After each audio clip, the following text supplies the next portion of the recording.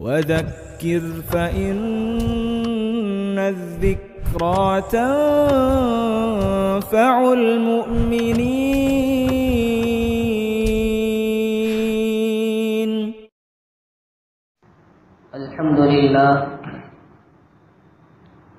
الحمد لله وكفى وسلام على عباده الذين اصطفى. أما بعد فأعوذ بالله من الشيطان الرجيم. بسم الله الرحمن الرحيم. وما أرسلناك إلا رحمة للعالمين. صدق الله العظيم. بزرگان محترم اور برادران عزیز، آج ربیع الاول کا آخری جمعہ ہے۔ اسی مناسبت سے مجھے برادر مکرم نے حکم دیا کہ سرکار دو جہاں محمد عربی صلی اللہ تعالی علیہ وسلم کی مختصر سی سیرت آپ کے سامنے پیش کی جائے، مگر میں حیران و پریشان ہوں کہ میرے اور آپ کے آقا شہنشاہ بطحا تاجدار رسالت صلی اللہ علیہ وسلم کی سیرت مقدسہ کے اور آپ کی حیات طیبہ کے کس پہلو کو آپ کے سامنے بیان کروں؟ آپ کی مکی زندگی کو بیان کروں یا مدنی زندگی کو؟ ہجرت سے پہلے کی داستان سناؤں یا ہجرت کے بعد کی داستان بیان کروں؟ آپ کے جمال کو بیان کروں یا آپ کے کمال کو بیان کروں؟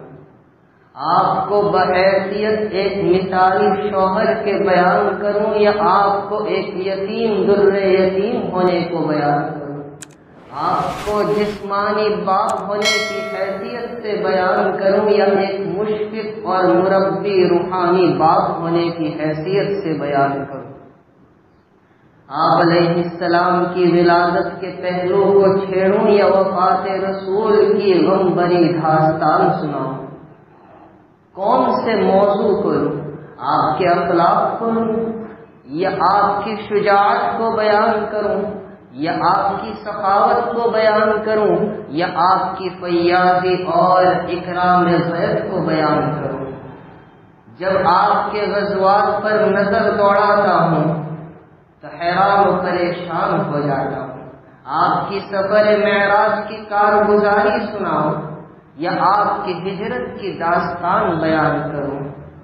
غرض یہ کہ سیرت کے جس پہلو پر میں نظر دوڑاتا ہوں تو علم و معرفت کا، حکمت و دانائی کا ٹھاٹھے مارتا ہوا ایک دریا ہے جس کا کوئی کنارہ نہیں۔ اخیر میں یہ کہنے پر مجبور ہوں، لا يمكن الثناء كما كان حقه بعد خدا بزرگ گئی قصہ مختصر۔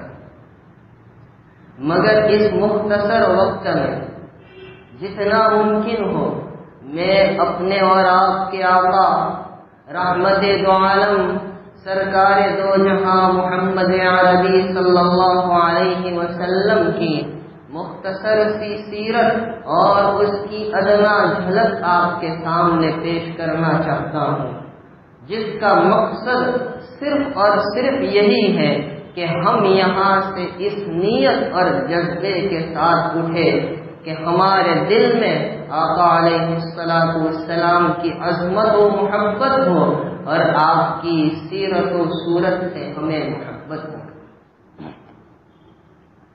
جب یہ کائنات ظلم و ستم سے، تاریکیوں اور اندھیروں سے بھری ہوئی تھی، ایسے موقع پر جب کہ پوری کائنات میں بدی کا زور تھا، معصیات و نافرمانی عروج پر تھی، کفر و بت پرستی، شرک، زنا، چوری، قتل، سارے گناہ عام تھے، ایسے موقع پر میرے اور آپ کے آقا صلی اللہ علیہ وسلم اس کائنات میں تشریف لاتے ہیں، اس لیے کہ جس قدر اندھیرا ہوگا 14ویں رات کا چاند اتنا ہی روشن ہوتا ہے۔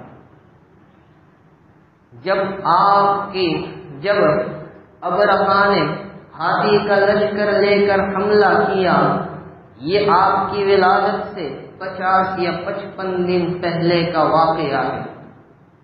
اس کے بعد 9 ربیع الاول پیر کے دن صحیح قول کے مطابق 20 اپریل 570 عیسوی صبح صادق کے وقت مکہ المکرمہ کے اعتبار سے تقریباً 4:40 پر میرے اور آپ کے آقا جناب محمد رسول اللہ صلی اللہ علیہ وسلم عبداللہ اور آمنہ کے یہاں اور عبد المطلب اور فاطمہ بنت عمرو کے پوتے کی حیثیت سے وہب اور برہ بنت عبد العزا کے نواسے ہونے کی حیثیت سے اس کائنات میں تشریف لائے۔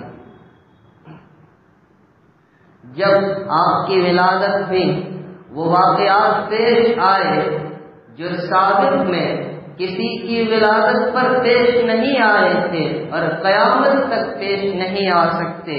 فارس کے دربار میں جو آگ مسلسل 1000 سال سے روشن تھی وہ بجھ جاتی ہے، دریائے ساوا خشک ہو جاتا ہے، دربار فارس کے 14 کنگرے گر جاتے ہیں۔ بہت سے ایسے واقعات پیش آئے جس کا تصور بھی نہیں کیا جا سکتا۔ اولاً آپ کو آپ کی والدہ آمنہ نے، اس کے بعد کچھ عرصے تک ابو لہب کی باندھی سویبہ نے، اس کے بعد حضرت حلیمہ سعدیہ رضی اللہ تعالیٰ عنہا نے آپ کو دودھ پلایا۔ جب آپ کچھ مہینے کے ہوئے، پہلے سمجھ لو جب آپ 7 دن کے ہوئے تو آپ کے دادا عبد المطلب نے آپ کی ختنہ کروائی، آپ کا عقیقہ کیا اور آپ کا نام محمد صلی اللہ علیہ وسلم تجویز کیا گیا۔ جب آپ کچھ دنوں کے یا کچھ مہینوں کے ہوئے، حضرت حلیمہ طائف سے آتی ہیں، لاغر کمزور سواری پر آتی ہیں، جبکہ عرب میں قحط سالی پڑی ہوئی ہے، آقا علیہ السلام کو اپنے ساتھ لے جاتی ہیں، ہر طرف برکت ہی برکت ظاہر ہونے لگتی ہے۔ جب آقا علیہ السلام 2 سال کے ہو گئے، آپ کا دودھ چھڑا دیا گیا، حضرت حلیمہ طائف سے لے کر آپ کو واپس اپنی والدہ حضرت آمنہ کے پاس آتی ہیں، مگر اس در یتیم کو وہ چھوڑنا نہیں چاہتی، وبا کا بہانہ کر کے پھر آپ کو دوبارہ مکہ المکرمہ سے طائف لے گئے۔ مزید 2 سال آپ وہاں رہے۔ جب آپ 4 سال کے ہو گئے تو وہ واقعہ پیش آیا کہ آقا علیہ السلام ایک درخت کے قریب تھے اور اپنے رضائی بھائیوں کے ساتھ بکریاں چرا رہے تھے۔ 2 فرشتوں نے آ کر آپ کے سینے مبارک کو چاک کر کے آپ کے قلب کو دھویا۔ پہلی مرتبہ شق صدر کا واقعہ پیش آیا۔ گھبرا کر حضرت حلیمہ آپ کو آپ کی والدہ کے پاس چھوڑ آئی۔ جب آپ 6 سال کے ہوتے ہیں، آپ نے اپنی والدہ کے ساتھ مدینہ طیبہ کا سفر کیا۔ جب وہاں سے واپسی ہو رہی ہے، مقام ابوا پہنچی، وہاں حضرت آمنہ بیمار ہو گئی اور حضرت آمنہ انتقال کر گئی۔ ایمن جو ساتھ تھی وہ آپ کو مکہ لے آئی اور آپ کو آپ کے دادا کے سپرد کیا۔ 2 سال آپ اپنے دادا کی تربیت میں رہے۔ جب آپ کی عمر 8 سال کی ہوئی تو حضرت عبد المطلب اس کائنات سے رخصت ہو جاتے ہیں۔ اب آپ کی کفالت اور آپ کی تربیت آپ کے حقیقی چچا ابو طالب نے کی ہے۔ جب آپ کی عمر 12 سال 2 مہینے 10 دن کی ہوئی تو اپنے چچا ابو طالب کے ساتھ ملک شام کی جانب آپ کا پہلا سفر ہوا۔ اس سے پہلے جب آپ کی عمر 10 سال کی ہوئی تھی تو آپ کا سینہ دوسری مرتبہ چاک کیا گیا۔ جب 12 سال 2 مہینے 10 دن کی عمر ہوئی، اپنے چچا کے ساتھ ملک شام گئے۔ بحیرہ راہب سے ملاقات ہوئی، نبوت کی ساری علامتوں کو اس نے آپ میں دیکھ کر پہچان لیا اور آپ کے اعزاز و اکرام میں شاندار دعوت کی۔ جب آپ وہاں سے تشریف لائے اور آپ کی عمر تقریباً 19 یا 20 سال کی ہوئی تو قریش کی مشہور جنگ حرب فجار میں آپ نے حصہ لیا، مگر قتل و قتال آپ نے نہیں کیا۔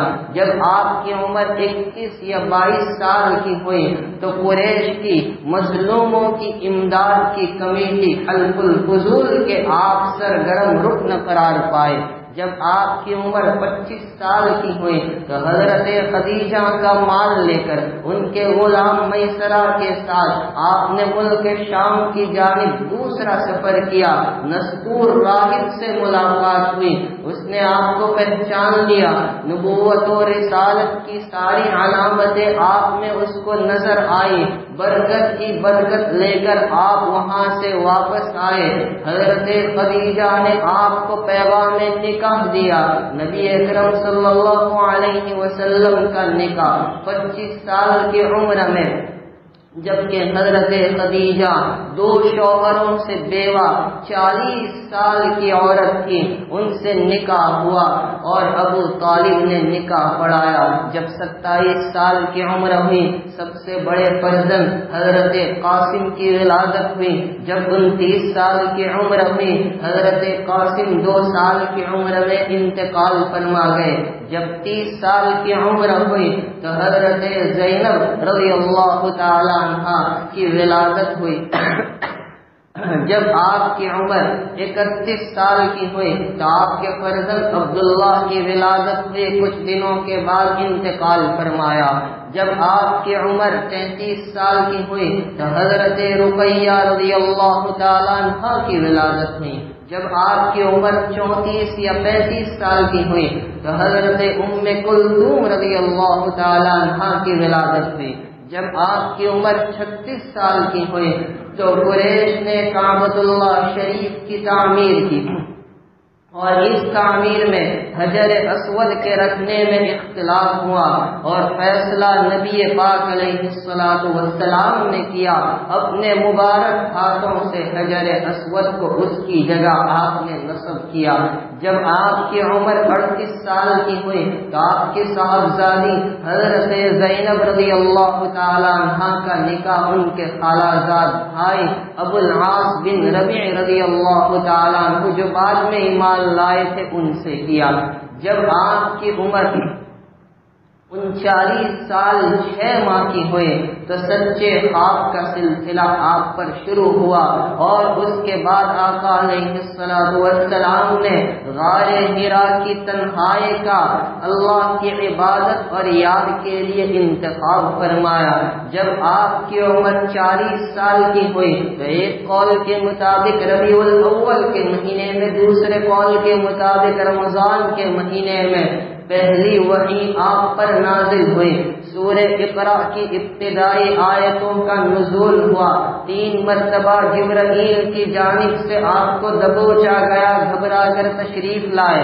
حضرت خدیجہ نے آپ کو کملی اڑا دی، اپنے چچا زاد بھائی ورقہ بن نوفل کے پاس لے گئی اور انہوں نے آپ کو پہچان لیا، وہ ایمان لے آئے۔ اس کے بعد 3 سال تک آپ دعوت کے کام میں مصروف رہے۔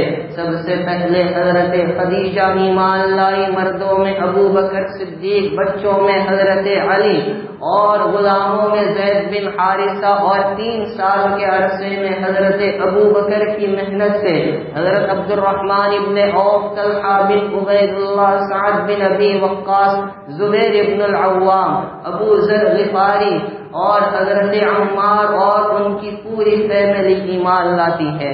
جب آپ کی عمر 44 سال کی ہوئی سورہ حجر کی آیت نازل ہوئی، فاصدع بما تؤمر واعرض عن المشرکین، تو آپ نے اعلان دعوت کا اظہار فرمایا اور ابو لہب نے آپ کی مخالفت کی اور اپنے دونوں بیٹوں کی جن کی منگنی حضور کی 2 صاحبزادی سے ہوئی تھی ان کو پیغام نکاح توڑنے کا حکم دیا۔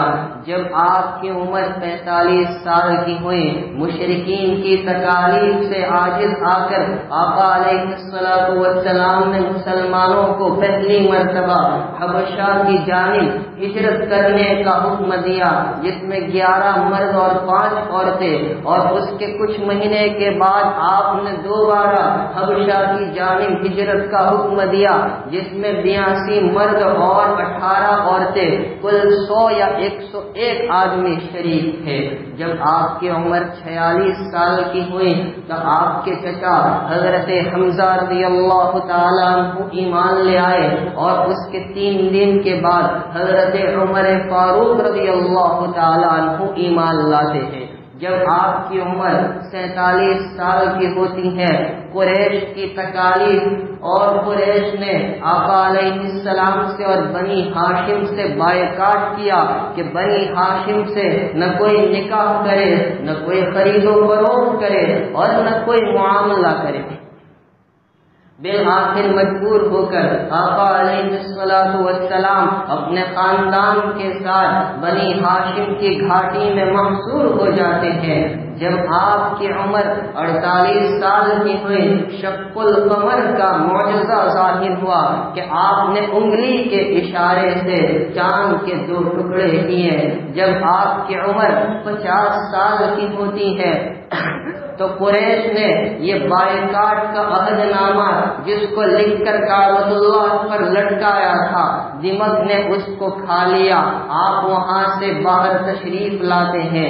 باہر آنے کے کچھ ہی عرصے کے بعد، کچھ ہی دنوں کے بعد، حضرت خدیجہ رضی اللہ تعالیٰ عنہا 65 سال کی عمر میں وفات پا گئی، جنت المعلیٰ میں دفن کیا۔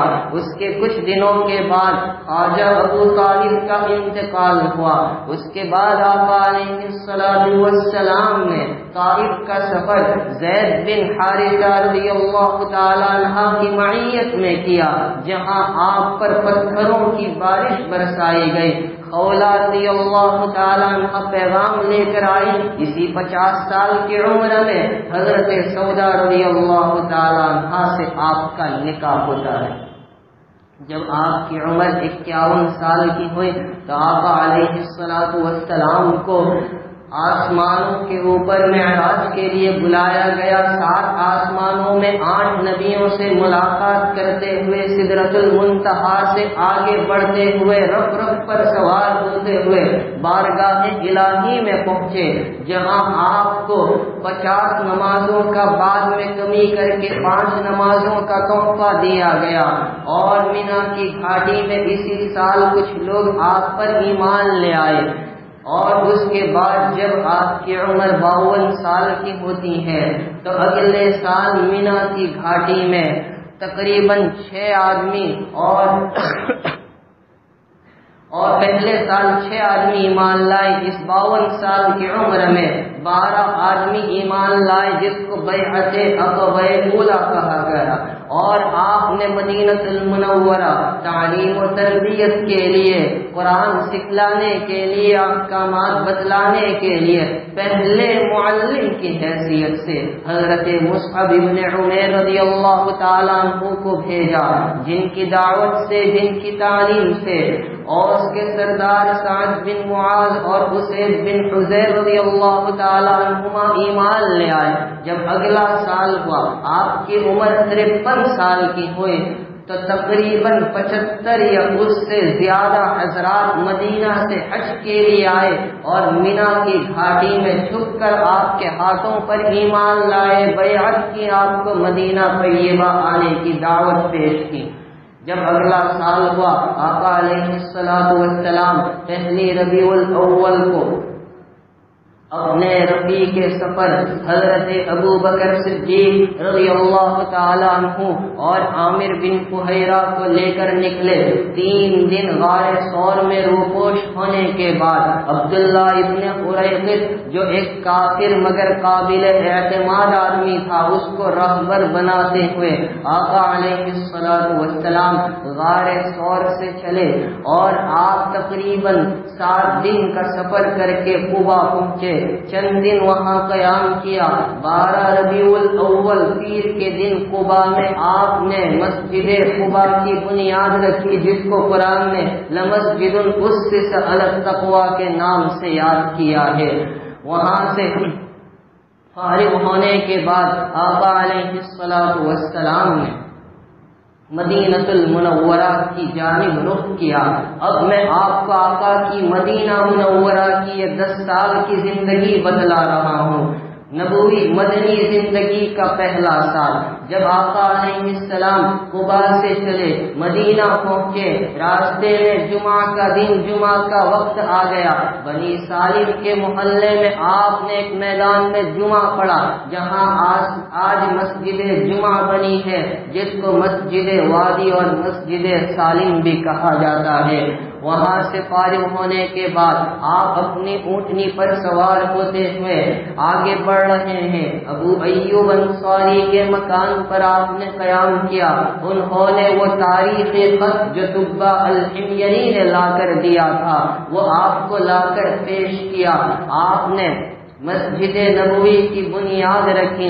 مسجد نبوی کے اطراف میں ازواج مطہرات کے لیے کچھ حجرے تیار کروائے گئے۔ بعد میں آپ نے زید بن حارثہ کو اور ابو بکر صدیق نے عامر بن فہیرہ کو بھیجا مکہ، اپنی فیملی کو، اپنے اہل کو بلوانے کے لیے۔ جب یہ آ گئے، اس کے بعد شوال کے مہینے میں حضرت عائشہ رضی اللہ تعالی عنہا کی رخصتی عمل میں آئی۔ اسی پہلے سال میں سلمان فارسی ایمان لائے، اسی پہلے سال میں عبداللہ ابن سلام ایمان لائے، اسی پہلے سال میں نماز کے لیے اذان و اقامت کا حکم آیا، اور اسی پہلے سال میں یہود مدینہ کے ساتھ معاہدہ ہوا۔ اب مدنی زندگی کا دوسرا سال سنیں۔ جب آقا علیہ السلام مدینہ پہنچے، دوسرا سال ہے۔ دوسرے سال میں جہاد کی فرضیت کا حکم آیا، مشرکین کے ساتھ لڑنے کے سلسلے میں آیت نازل ہوئی، اور 17 رمضان جمعہ کے دن غزوۃ البدر کا واقعہ پیش آیا، جس کو قرآن نے یوم الفرقان کہا، جس میں تقریباً 13 یا 14 صحابہ اور کفار کے 70 بڑے بڑے سردار مارے گئے۔ اور وہاں سے فراغت کے بعد آپ مدینہ پہنچے تھے کہ آپ کی صاحبزادی حضرت رقیہ رضی اللہ تعالی عنہا وفات پا گئی۔ صحابہ مدینہ پہنچے اور لوگ حضرت رقیہ کو دفن کر کے آ رہے تھے۔ اور اسی دوسرے سال میں نبی پاک علیہ السلام پر درود شریف پڑھنے کا حکم آیا۔ اسی دوسرے سال میں شعبان کے اخیر میں روزے کی فرضیت کا، رمضان کے اخیر میں صدقۃ الفطر کے وجوب کا، شوال کے مہینے میں زکوٰۃ کے تفصیلی احکام، اور ذی الحجہ کے مہینے میں قربانی کے وجوب کا حکم آیا۔ یہ سن ہجری 2 اسی دوسرے سال میں حضرت فاطمہ رضی اللہ تعالی عنہا کا نکاح حضرت علی سے ہوا۔ اسی دوسرے سال میں حضرت عبداللہ ابن زبیر نواسہ ابو بکر صدیق کی ولادت ہوئی، جو مہاجرین میں سب سے پہلے لڑکے کی ولادت ہے ہجرت کے بعد۔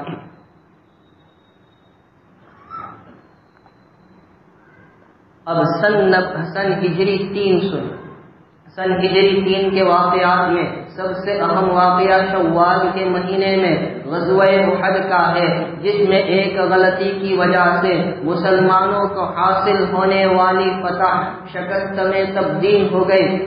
70 صحابہ اکرام شہید ہو گئے۔ اسی سن ہجری 3 میں غزوہ احد سے فارغ ہونے کے بعد غزوہ حمراء الاسد ہوا۔ اسی سن ہجری 3 میں حضرت علی کے فرزند حضرت حسن کی ولادت ہوئی۔ اسی سن 3 میں آقا علیہ السلام نے حضرت حفصہ رضی اللہ تعالیٰ عنہا سے نکاح کیا۔ اور اسی سن ہجری 3 کے بعد سن ہجری 4 آتا ہے۔ سن ہجری 4 میں آقا علیہ السلام نے اس واقعے سن ہجری 4 میں جو سب سے اہم واقعہ ہے، کئی واقعے ہیں جس میں ایک واقعہ رضی ہے۔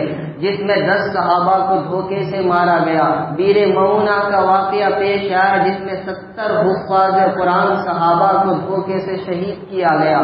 اور اسی سن ہجری 4 میں غزوہ بنو نذیر کا واقعہ پیش آیا۔ سن 2 میں 2 یہودیوں کو مارا گیا، ابو افق اور عصمہ یہودیہ کو، اور سن 3 یا 4 میں کعب بن اشرف اور ابو رافع یہودی کو جو بڑے گستاخ رسول تھے ان کو قتل کیا گیا۔ سن 4 کے واقعات میں اولاً آپ نے زینب بنت خزیمہ سے نکاح کیا، 3 مہینے کے بعد ان کا انتقال ہوا۔ پھر آپ نے حضرت ام سلمہ سے نکاح کیا، پھر آپ نے حضرت زینب بنت جہش سے نکاح کیا جن کے نکاح میں حضرت انس کی والدہ نے ملیدہ بنا کر بھیجا، تھوڑا سا ملیدہ 300 آدمیوں کے لیے کافی ہو گیا۔ یہ آقا کا معجزہ ظاہر ہوا، اور اسی موقع پر پردے کی آیت نازل ہوئی جو سورہ احزاب میں ہے۔ سن 4 ہی میں آقا علیہ السلام کے دوسرے نواسے حضرت حسین رضی اللہ تعالیٰ عنہ کی ولادت ہوئی، اور آقا علیہ السلام کے ایک اور نواسے جو حضرت رقیہ کے فرزند ہیں حضرت عبداللہ ابن عثمان کا 6 سال کی عمر میں انتقال ہوا۔ سن ہجری 5 کے واقعات میں سب سے اہم واقعہ غزوہ خندق کا ہے۔ اس واقعے میں سلمان فارسی رضی اللہ تعالیٰ عنہ کے مشورے سے خندق کھودی گئی۔ 15 دن کے محاصرے کے بعد مشرکین بھاگ گئے۔ اس کے بعد غزوہ بنی قریظہ کا واقعہ پیش آیا۔ 25 دن کے محاصرے کے بعد کعب بن اسد جب مانا نہیں تو اوس کے سردار سعد بن معاذ نے تاریخی فیصلہ کیا جس میں ایک ہی دن میں 600 یا 700 یہودیوں کو قتل کیا گیا۔ اسی سن 5 میں آقا علیہ السلام کے لیے ایک اور غزوہ پیش آیا جس کو غزوہ بنی مستلق کہا گیا۔ واپسی میں حضرت عائشہ رضی اللہ تعالیٰ عنہا کا ہار گم ہوا، تیمم کی آیت نازل ہوئی، تہمت کا واقعہ پیش آیا، سورہ نور کا دوسرا رکوع نازل ہوا، حضرت عائشہ رضی اللہ عنہا کی براءت کا قرآن نے اعلان کیا۔ اسی بنی مستلق میں حضرت جویریہ رضی اللہ تعالیٰ عنہا سے آقا علیہ السلام کا نکاح ہوا، اور اسی سال میں دوسرے پارے کی وہ آیت نازل ہوئی جس میں مسلمانوں کو مشرکین سے نکاح کرنے سے روک دیا گیا، اس کے حرام ہونے کا حکم آیا۔ سن ہجری 6 میں آقا علیہ السلام نے خواب دیکھا اور اپنے تقریباً 1400 یا 1500 صحابہ کو لے کر آقا علیہ السلام عمرے کے لیے روانہ ہوئے۔ حدیبیہ میں قیام کیا، مشرکین نے مکہ میں داخلے سے انکار کر دیا، بیعت رضوان ہوئی، سورہ فتح کا نزول ہوا، اور آقا علیہ السلام صلح کروا کر واپس تشریف لے آئے۔ واپسی پر آنے کے بعد اس سفر میں ام سلمہ ساتھ میں تھیں۔ آنے کے بعد آقا علیہ السلام نے دنیا کے مختلف بادشاہوں کی جانب دعوتی خطوط روانہ فرمائے۔ سن ہجری 7 کے واقعات میں سب سے اہم واقعہ غزوہ خیبر کا ہے۔ اسی غزوہ خیبر میں یہودیوں کے مشہور پہلوان مرہب کو حضرت علی رضی اللہ تعالیٰ عنہ نے جہنم رسید کیا، اور مشرکین کے یہودیوں کے 6 قلعے کو فتح کیا گیا۔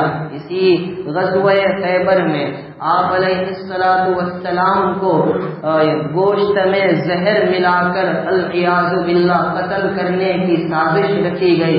اسی غزوہ خیبر میں حضرت صفیہ رضی اللہ تعالیٰ عنہ سے نکاح کیا۔ جب آپ واپس ہوئے حضرت ابو ہریرہ رضی اللہ تعالیٰ عنہ ایمان لائے۔ جب آپ واپس ہوئے تو حضرت جعفر رضی اللہ تعالیٰ عنہ اپنی فیملی کو لے کر حبشہ سے مدینہ طیبہ آ گئے، اور اسی سن 7 میں آپ نے ذی القعدہ کے مہینے میں عمرۃ القضاء فرمایا جس میں آپ نے حضرت میمونہ رضی اللہ تعالی عنہا سے نکاح کیا، اور ان سے پہلے ام حبیبہ سے نکاح ہو چکا تھا جو حبشہ میں تھی، اور نجاشی نے اپنی جانب سے مہر کی رقم ادا فرمائی تھی۔ جب سن ہجری 8 میں سب سے اہم واقعہ غزوہ موتا کا ہے، جس میں آپ نے اولاً زید بن حارثہ کو امیر بنا کر موتا کی جانب روانہ کیا، وہ شہید ہوئے تو حضرت جعفر امیر ہوئے، وہ شہید ہوئے تو عبداللہ ابن رواحہ امیر بنے، وہ بھی شہید ہوئے تو خالد ابن الولید کو امیر منتخب کیا گیا۔ جب یہ واقعہ ہو گیا، اس سال بھی آقا علیہ السلام نے ایک عمرہ کیا ہے۔ رمضان کے مہینے میں 10 رمضان کو آقا علیہ السلام 10,000 کے لشکر کو لے کر مکہ المکرمہ کی جانب چلے۔ فتح مکہ کا واقعہ 17 یا 19 رمضان کو پیش آیا اور بغیر کسی قتال کے کعبۃ اللہ کو فتح کیا گیا اور توحید کے پرچم کو لہرایا گیا۔ وہاں سے فراغت کے بعد حنین کی جانب روانگی ہوئی، اس کے بعد غزوہ طائف، اس کے بعد غزوہ اوطاس ہوا۔ وہاں سے واپسی پر آپ نے جعرانہ میں قیام کیا، وہاں سے آپ نے عمرہ کیا، پھر آپ مکہ المکرمہ تشریف لائے۔ عتاب بن اسید کو مکہ کا گورنر بنایا۔ حضرت بلال نے کعبہ کی چھت پر چڑھ کر اذان دی اور ابو محذورہ نے نقل کی، ان کے اسلام لانے کا واقعہ پیش آیا۔ معاذ بن جبل کو آقا یہیں چھوڑ کر گئے تھے، پھر آپ واپس ہوئے۔ سن ہجری 9 میں آپ نے معاذ بن جبل کو یمن کی جانب قاضی اور حاکم بنا کر روانہ کیا۔ مختلف وفود آپ کی خدمت میں آتے رہے، کلمہ پڑھ کر مسلمان ہوتے رہے۔ ذی الحج کے مہینے میں آپ نے ابوبکر صدیق کو مکہ المکرمہ بھیجا امیر حج بنا کر۔ سن ہجری 10 میں خود نبی پاک علیہ السلام حج کے لیے 25 ذی القعدہ سنیچر کے دن ظہر کی نماز پڑھ کر روانہ ہوئے۔ 4 ذی الحج اتوار کے دن آقا علیہ السلام مکہ میں داخل ہوئے۔ 9 ذی الحج جمعہ کے دن عرفات کے میدان میں تاریخ خطبہ دیا۔ 13 ذی الحج منگل کے دن وہاں سے واپسی ہوئی۔ 18 ذی الحج سنیچر کے دن آقا علیہ السلام نے غدیر خم پر خطبہ دیا، جس میں حضرت علی کے کچھ فضائل بیان کیے۔ وہاں سے واپسی پر آپ توبہ اور استغفار میں، تسبیح اور تحمید میں مصروف ہو گئے، اور اسی دوران مسیلمہ کذاب اور اسود عنسی نے نبوت کا جھوٹا دعویٰ کیا، اور پھر آقا علیہ السلام نے حضرت اسامہ ابن زید کی امارت میں ایک لشکر تیار کیا۔ 30 صفر بدھ کے دن حضرت میمونہ رضی اللہ تعالی عنہا کی باری۔ 27 میں 632 عیسوی آقا علیہ السلام کی بیماری کا آغاز ہوا، اور 13 دن بیمار رہ کر حضرت عائشہ رضی اللہ تعالی عنہا کے حجرے میں 12 ربیع الاول پیر کے دن 8 جون 632 عیسوی کو چاشت کے وقت آقا علیہ السلام نے اس دار فانی سے الوداع کہا۔ یہ مختصر سی سیرت میں نے آپ کے سامنے اسی لیے پیش کی کہ اس میں سے کتنے واقعات ہمیں معلوم نہیں۔ اگر کوئی سچا عاشق رسول ہے تو کم از کم یہ جذبہ لے کر اٹھے کہ آج دوپہر کا کھانا بعد میں، پہلے میرے گھر میں سیرت کی کتاب آئے گی، اور اتنا نہیں کر سکتے تو کم از کم اتنا کہ رات میں سونے سے پہلے میں اپنے گھر میں سیرت کی کتاب لا کر تعلیم شروع کر دوں گا۔ اللہ تعالی ہم تمام کو نبی رحمت صلی اللہ علیہ وسلم کی رحمت سے حصہ عطا فرمائے۔ آمین وآخر دعوانا الحمدللہ۔